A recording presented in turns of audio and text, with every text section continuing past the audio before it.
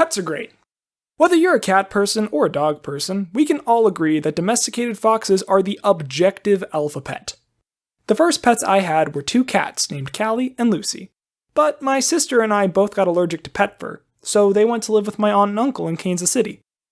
I really miss those kitties, and the house wasn't as lively without them. So, like any 6-year-old, I made it my mission to find a new pet for me and my siblings to love and care for. My first opportunity came when the neighbor kid invited me to go fishing with his family. I thought this was the perfect opportunity to catch a new pet, because, well, as far as I knew, we weren't allergic to fish. At one point, we went over to some of the puddles in the grass around the lake to explore. Turns out, when a mommy frog and a daddy frog love each other very much, they hop into a lakeside puddle and make some tad babies.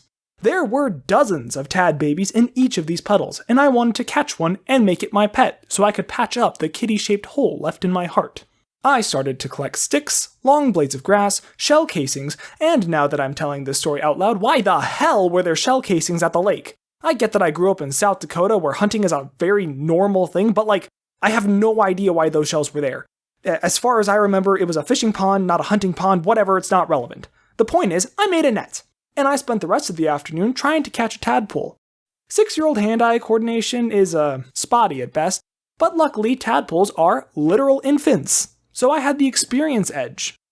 I loved that tadpole with my entire heart. I named him Little T, because he was little, and a tadpole.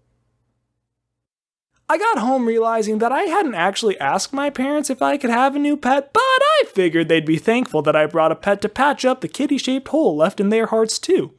I don't really know what my parents made of Little T.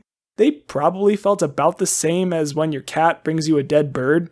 The cat is all like, yeah, that's right, I'm a natural hunter. Can't domesticate that out of me, punk. But now you have to deal with a dead bird, and nobody likes planning funerals. But my parents, in their ever-loving and supportive way, allowed me to keep Little T. They got a bowl for him, and I started to rip lettuce into little tiny pieces so that I could feed him. I was thinking about the cool adventures we were going to have. I would teach him how to play leapfrog, show him how to catch a fly. I was going to raise him into a strapping young frog, and watch him take on the world. Oh my god, he's dead. It turns out that tap water is a lot different from lake water. The temperature, mineral content, and even oxygen levels are not the same. And tadpoles go into shock and die. But 6-year-old me did not understand this concept. At the time, I honestly thought that Little T died because I didn't love him enough. My 6-year-old heart was broken for the first time. My dad helped me bury Little T in the backyard. I made a little headstone out of popsicle sticks and wrote R.I.P. Little T on it. I remember crying while my dad laid Little T to rest. He even said a prayer as he poured Little T into his grave. He said, God, thank you for, little T. He was a good pet. Remember that we are dust, and from dust we will return. I don't know why, but those words stuck with me. I cried a lot that day, but the burial made me feel a lot better about Little T. I think it helped to have some closure, and know that Little T was in a better place. Thanks, Dad.